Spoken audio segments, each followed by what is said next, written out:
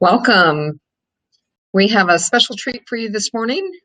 In our studio at TourMagination, we have Len and Mary Friesen to talk all about their Italy tour coming up next April. Before I let them take it away and show you some photos and tell you some stories about Italy, I'm just going to give a short introduction about them. So Mary Friesen has traveled extensively and co-led many international learning tours over the years with her husband Len. Mary is a former educator and most recently a special education consultant for the Waterloo Board of Education. She chairs the board of directors for an organization called House of Friendship, which walks with some of the most vulnerable people in the Waterloo region. Mary and Len were married in 1977, and just before we came on this webinar, we worked out that that's 41 years they've been together. They have 3 adult children, 2 in-laws, and 5 grandchildren. Len Friesen is a history professor and the founding chair of the Global Studies program at Wilfrid Laurier University in Waterloo. He holds a PhD from the University of Toronto and is the author of several books. Len has been fortunate to see a good deal of the world and has led tours across Europe, Russia and Ukraine, South Africa, and many of these have been with TourMagination, where he appreciates the informal interactions with travelers. Len and Mary, take it away. Great, thanks. We're happy to do it. It's our first webinar, so it's very exciting. Yeah, we're learning. Ciao, I guess. We're going to Italy, and we should say a bit about our connection to Italy. We've been there various times. We've been to the north, as far as Trieste, and down to the Amalfi Coast. We've hiked through parts of Italy on the west side of it, and there are many stereotypes, and you'll see on the slide here Italian stereotypes that we have, and those are valid. But we hope to expand your knowledge of the country itself. And I teach at the university, and includes a number of courses that actually touch on Italy from the Renaissance on, including the 20th century. Mussolini factors in Italy unification. And so it's part of a larger bit of storytelling that I've been involved with several years, over several years, and this gives us an opportunity to take a group to a part of the land we've really come to love. So we're looking forward to this trip for a variety of reasons. But on the right, you see Len and I, we're sitting in Civic Square in Florence, and we're actually facing the outdoor Michelangelo's statue of the David. Lovely square to just enjoy. On the left, you'll see a policeman. The Pope, Benedict XVI, had returned to Vatican City, and there were throngs of people out there, and this policeman thought we should just capture him doing the necessities of life, lighting a smoke. I should say Mary's also a great photographer, and you'll see that as we go along. Most of these are her pictures from our trips. So it's a good question to ask, why tour Italy in a world where there's so many places one can go? Yes, all of them, all of the villages, cities we're going to are considered UNESCO World Heritage Sites. And so world renowned for various reasons, which we'll elaborate on further in the presentation. And as we go along, so that's really important. What happens in these cities shapes really the way in which the world is today. Nowhere is that more the case than in those ruins that are down below on the right. They're in the center of Rome. It's the Roman Forum. Julius Caesar walked along the alleyways you're looking at there. And what's really quite remarkable is that that empire stretched into the north of England. It stretched into Vienna. I've stared at Roman ruins. And Lyon, France. A host of other places. Mm-hmm. The fact that we're speaking English comes from that Roman Empire. So we'll look at those connections, the birthplace of the modern world, Italy. A land of rich harmonies. It combines a physical beauty, which varies throughout the terrain, with the architecture, the art, the churches, the history. It's quite remarkable.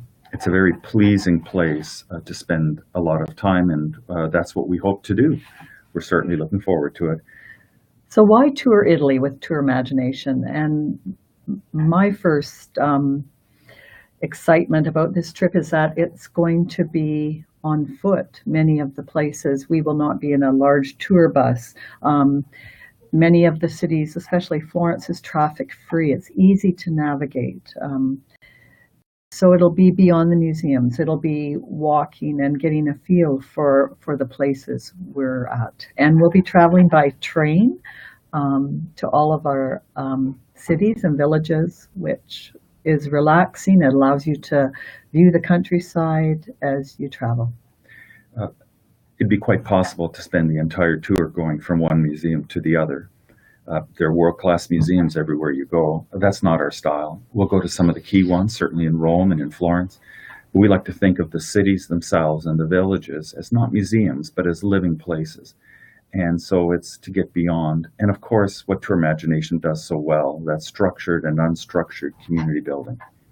Where we'll come together in the evening for a meal. We'll have some structured tours at museums, in the outdoor in the cities as well, but then some free time. But then we'll come together as a group and have great conversations about where we've been, what we've done, what we've learned. Yeah.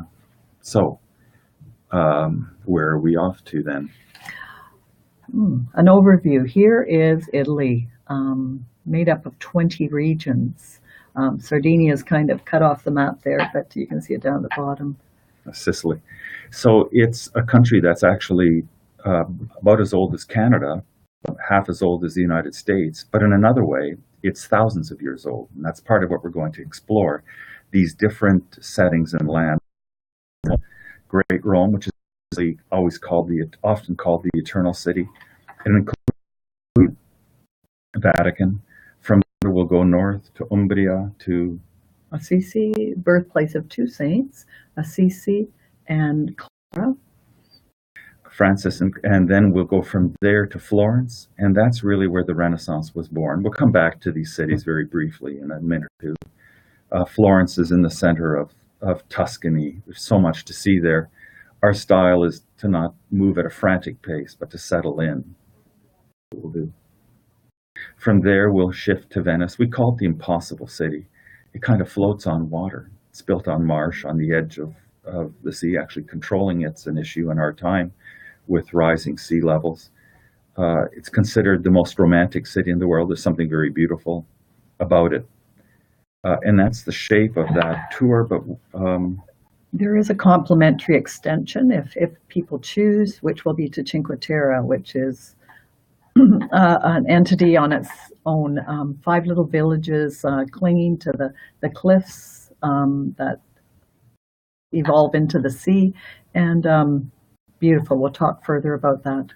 It's in the North Ligurian Sea. You can see yeah. it there in Liguria, and we'll talk about that. We'll end our trip in Milan, have a bit of time there, and catch either people will stay in Italy or travel off to Europe, but that'll be our final destination for those doing the add-on.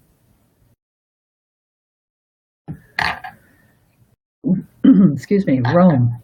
Yes. So we'll start in Rome. There are many layers to Rome. The Rome of, Sophia Loren. There's the Rome of Mussolini. We're going to go start with the Rome of, not surprisingly, the Romans. And we'll see that with, I think, the Colosseum in the center picture. It's remarkable, inside and out. What you're looking at is an area within the Colosseum that they were able to flood and put ships in a small period of time and actually wage sea battles. It's an astonishing building, still standing in a host of ways. You'll also see the Pantheon on the top left. It is, I think, the most perfect pagan building, though it's now a functioning church. And you can see the inner dome with the oculus, the central area opening at the bottom. It's just a beautiful, peaceful setting. There's also a city within the city. We'll look at how that came to be, and that's Vatican. And on the top right, you can see Mary and I are standing by a fountain in St. Peter's Square, and where we saw the Pope in that picture Mary took earlier. And a square, many, many squares. Piazzas. Yeah, the piazzas. We'll do a walking tour, Mary and I will, of some of our favorite sites. and then give you time to wander. Which make it more intimate within this large city. They're just around the corner everywhere you turn. Assisi, beautiful village, perched up on a hillside, and Umbria, the region of Umbria. And this is where people, it's world renowned, come for a pilgrimage to see this incredible basilica that was built following Francis Assisi's death, in the upper left-hand corner. And just below that, it is filled, the upper part of the basilica is filled with frescoes that depict his renunciation of his wealth to his father. Here he's handing him his clothes and choosing a different path in life. He was such a sensation at his death that they actually built, they changed the shape of churches, we'll talk about in the lower basilica. The painting by Giotto changed the way art was done in the bottom. But there's two saints in Assisi, that one we've heard of and well worth it. But there's also St. Clare, who is a contemporary Clare and started the Poor Sisters of Clare. We'll go to her shrine. We'll talk about the female counterpart in a way to the Franciscans.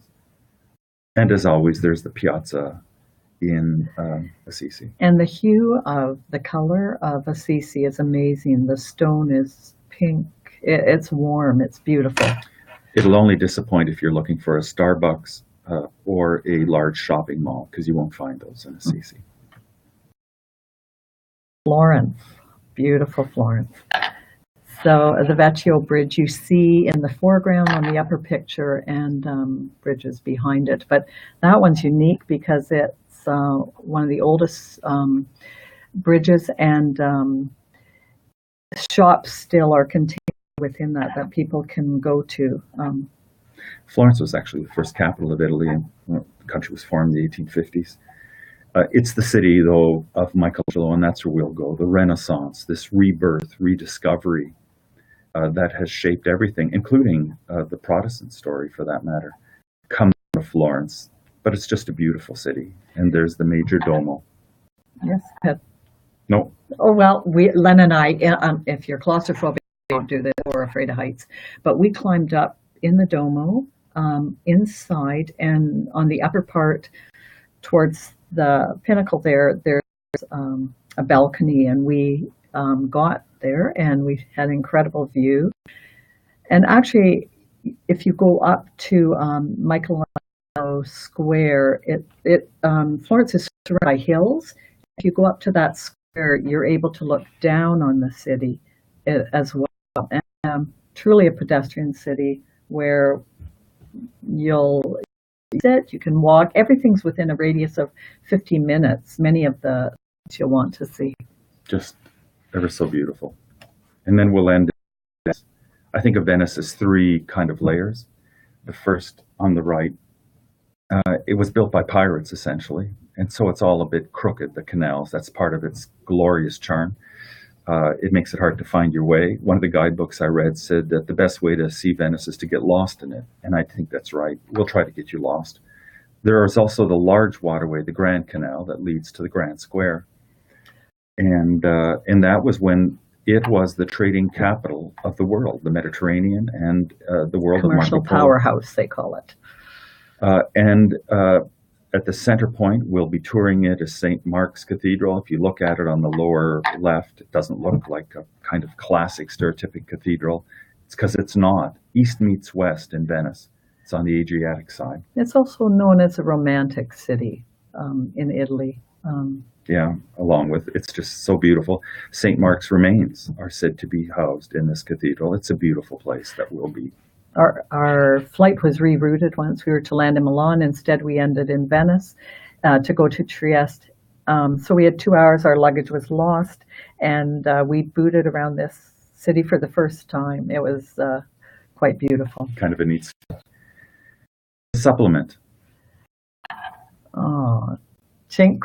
We have a fondness for this place. If you look, it's on the Ligurian Sea, and these are 5 little villages. Many of the houses look like they're literally hanging to the cliffs that go into the sea, or they're nestled in the inlets, and different coloration of buildings. The one you're seeing here is Vernazza, where Len and I stayed, and we literally felt like we were in the sea during the night. That's what you could hear. And the beauty of this is it's a UNESCO site as well, because it's concerned with terracing for farming. There are olive groves, lemon trees, vineyards, but there's a thread that connects all the little villages with a train. And so you'll have a pass that allows you within the same day to just even go back and forth as you wish. We probably will stay at Monte Rosa, right? Yes. I believe. Yeah. Yeah. And it's truly beautiful. Almost all of it is car free. I was say car friendly. It's car unfriendly, and the laneways in these villages were designed to be closed off to keep it free from piracy. So when you stretch out your arms, you'll often hit the one side of each other. It's just little walking laneways.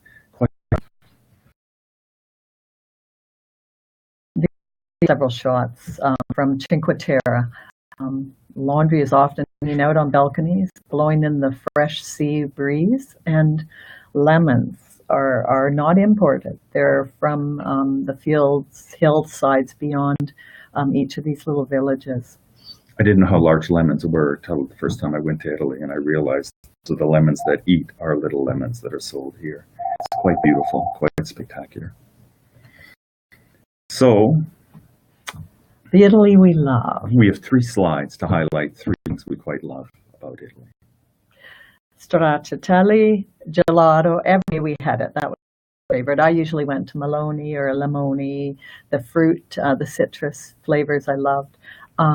And Italy, coffee, of course, along with wine and other beverages. But coffee is like a shot of adrenaline or caffeine that Italians often don't sip. They'll line up and have a nice pastry and just have their shot of coffee.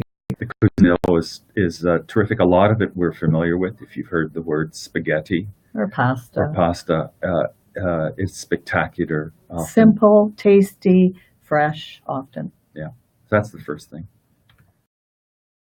The second is the art and the architecture and how it folds into the natural world. It's stunning. So in Florence, several examples we have here is the Botticelli's Birth of Venus at the bottom. That's at the Uffizi Gallery. And do you want to speak to the top one? Fra Angelica's The Annunciation. These are paintings that change the way in which we understand material art. We'll talk about it. But they're just beautiful. They're beautiful, peaceful works that speak profoundly about who we are as people. And who the Renaissance were. And what the Renaissance, this rebirth, what was that rebirth? Mm-hmm. And then Mary's picture of the main Duomo, it looks like it floats. And it's a wonderful shot. And that's what a lot of Italy looks like. It looks like it floats. It's quite beautiful, the way in which it has that human hand on it. These are flowers. That's the extent of my expertise. Okay. You know, probably we've been to Italy different seasons, and this is my favorite season. So this depicts April in Rome and Florence, actually. And on the left, you'll see wisteria, which is cascading down many buildings in Florence, and even it was in Trieste. It's many places. And then poppies. There's kind of a unmanicured, if that's a word. It is now. Okay. Throughout Italy, I found, and that's what was so appealing. So there's a lot of natural vegetation around old historical structures. And so the poppies were in full bloom and quite a beautiful contrast to the gray. And it's land and sea. I mean, a lot of Italy is surrounded by sea. So if you think of the trip as one of moving by train often, most of the time, from point A to point B, we'll have to keep those schedules. And then once you get to these places, you have these, what I think of as oases of leisure in world historical sites. That's beauty. Italy. And beauty. So this table is in Italy. It's set for 2, but it could very well be extended to include 10 more people, 20 more people, and enjoy conversations and company of each other while we're learning. Though if you want to get away as a table of two, Yeah, that's you could decaf 3 or 4. or one. That's also permitted. Yeah. Yeah, or one. Yeah. One your own. That's great too. Need space in your togetherness. Yeah. So this is Monterola, one of the other villages in the Cinque Terre. Shows you the kind of hiking that we did. Not overly strenuous. But if you want to join us in that kind of beautiful setting, put yourself in the picture. Yeah, come. We'd love to have you. Welcome. Over and out, Sandra. Okay, excellent. Well, thank you so much for sharing your photos with us and letting us know all about Italy. Now we're going to entertain some questions. So maybe you can start by telling us what the weather's going to be like in April in Italy. Right. As I recall, the several times we were there in the spring, it's layer weather. So it's beautiful. So if you get warm, you just take off your one layer. It's sweater weather. There was little precipitation. It's spring in a sense, like buildings. Vegetation is just coming into bloom. So it's a beautiful time and not the heat of summer. Okay. We think it's an ideal time to go because the weather is similar to what many of us in North America will experience in, say, May, is what I would Yeah, think. it would be a May. Okay. Yeah, that's helpful. Yeah, sure. And when you say walking, how much walking are you thinking per day? And are you guys fast walkers or you moderately paced? I think we'll accommodate whatever pace. I mean, we're walkers, but I Yeah. think if individuals need to take a break, then we'll either plan to meet them at a certain point or stay with them, and we'll make it work. We'll accommodate. But I would say it's within 15-minute radius, I think, maybe I said formally, right? A lot of the sites within the cities. And there's alternatives. If you're tuckered out, then you could get a bus, certainly in Rome, to drop you off. And the beautiful thing is, say in Rome, you're in Rome. So if you want to walk to the Trevi Fountain, which is this spectacular Baroque explosion of color and gold, and want to grab a gelato and stay there, we'll find you. We'll arrange to find you. And so it allows for different paces. And the other thing I wanted to say is, apart from Cinque Terre, it's a flat city Flat. for the most part. Oh, okay. Rome's built on 7 hills, but it's built at the bottom of those 7 hills. And so it's kind of a very comfortable setting. And Florence is flat. Assisi, once you're up there, it's pretty flat. And there are different ways you could make it. Venice is. Yeah, more or less. And even Cinque Terre, if you don't want to walk between the villages, you'll have a pass that's included in the fee. And you'll be able to go from literally walk Point to A the to train B. station, walk Yeah. to the next little village, get out. So, and in fact, even for us walking, we'll walk one way likely, and then take the train back is the plan. So it's like, and the train is not supersonic train. It's kind of Anne of Green Gables train. It's kind of a small kind of If charm. you relate to that. If you relate to it.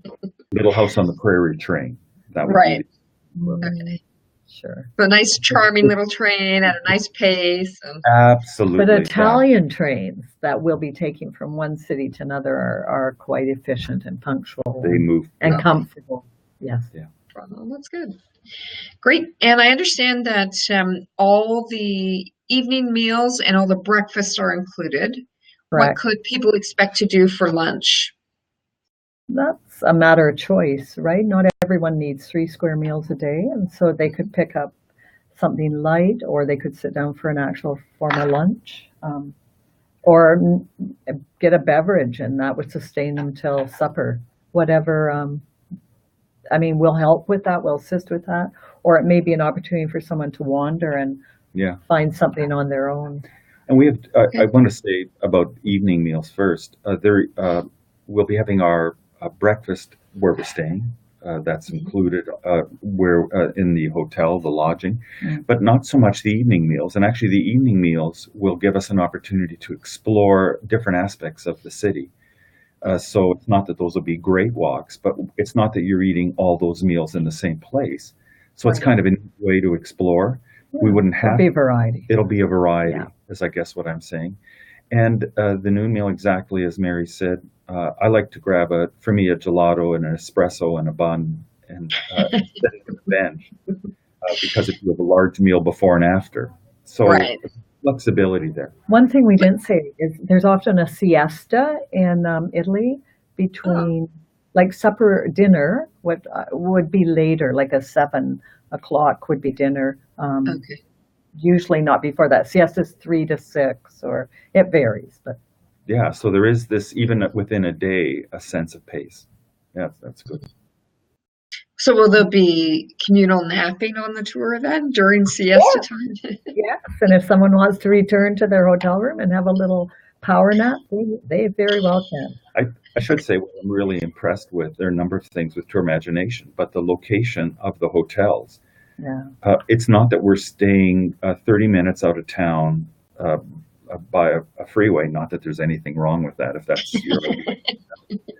But The airport. in Rome, you're staying within a 10, 15-minute walk of sort of everything except the Vatican. It's a longer walk, and it means that if in the middle of the day you want to go back to the hotel, most days are structured that would allow for that. So Hmm. you could actually go back and because there's two of us, we can arrange to meet you and meet up together. Yeah, So, split up, meet up, whatever. but the hotels are in a great location. Well, that's great. Excellent. Yeah. Um, we just have a few minutes left. Is there anything else you want to tell us about Italy? I don't know. Is there anything amazing that you purchased in Italy? Are there interesting shops, either food things that you purchased that you really like, or souvenirs or anything? Yeah, Mary did. Actually, in Florence, there's lots of opportunity for purchasing in all of those centers. But I remember purchasing on a little alley in Florence a handmade red leather purse, a discreet little red leather purse, which I still have. And and I remember in Assisi just talking about the pilgrimage, and there's lots of history there and information to purchase. But what did you purchase? Um, I I didn't purchase anything that I can recall, so it was a successful trip for me. But I think it varies for people. I will say that Mary bought leather in Florence because there's this large leather section, leather part of the city where leather goods are sold, but they're all jewelers' entire sections. And silk. And And one has to remember that a lot of the Italy that we're seeing came of age when the Mediterranean was the international shopping center of the world. And what Marco Polo did, which made Venice such a star, is add China and India to that mix, the overland caravans that go to Central Asia, where TourMagination also goes. And so the legacy of buying those high-end goods that was really started in these Italian cities carries on to this day. So there's opportunity for shopping. And if you're with someone and you don't care to shop, you can hang out with me and sit Or and me. or Mary Yeah, and sit I'm not in a a big beautiful, wonderful setting like that. It's really quite varied. I did bring back lemon marmalade for our parents, I Oh, remember, and it was tasty. Yes, very nice.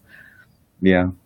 And limoncello. They sort of Oh yes, a limoncello. variety of. Yeah, you brought limoncello. I brought limoncello. That's right. It's a kind of now what's limoncello again?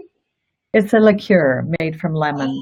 Oh, okay, a nice.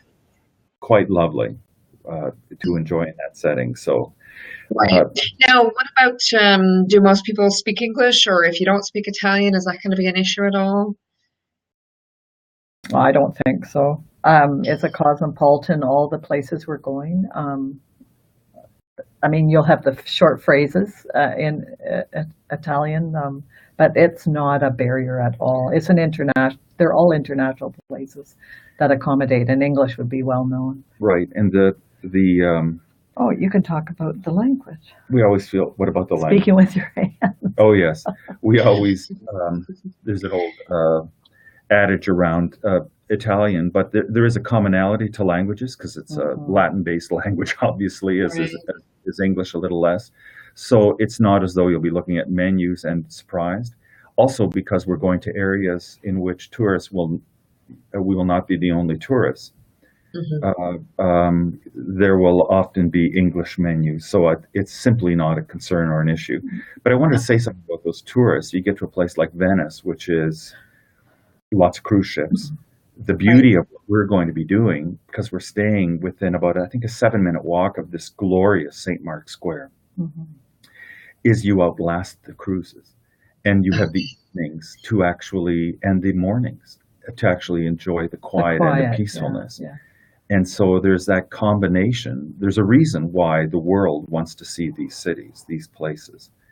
But the way in which we're structured, there's going to be quiet times built really into every day to explore on our own in a smaller, more low-key setting. I would say that I grew up with the stereotypes that Mary began earlier with, not a lot of positive stereotypes about Italy. That's the honest truth. And so Mary, who in many ways is the more adventuresome of us, first suggested we go to Italy. I dragged my heel every conceivable way, only to find that we both fell in love with it immediately. And it happens already when you get out at the main train station in Rome. It just is so striking how the Catholic Church, so many things that are part of our world, have their origins in that place, the Book of Mormons. And so the New Testament, the Christian story, has its own direct connection to that part of the world, along with the limoncello and the homemade red wine, which is never bad, The house and wine. the house wine, and on and on and on. So it really is a special place. Well, that's terrific. Thank you. We've come to the end of our time, but really appreciate you giving this presentation and letting us know all about the Italy tour.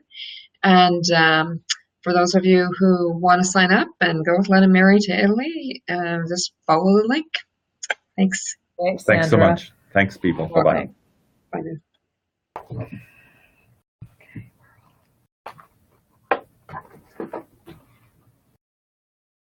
Better make sure we're I don't-